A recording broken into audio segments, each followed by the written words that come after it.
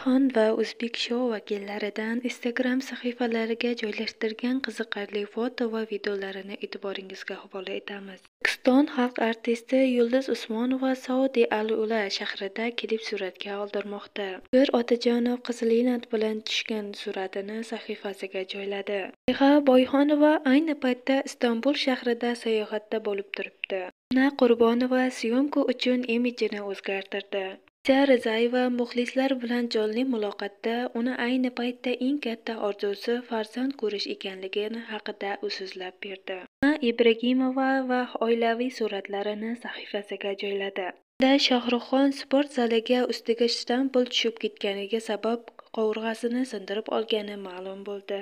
Xonanda Otabek Madrahimov rafiqasi tug'ilgan kuni bilan tabrikladi.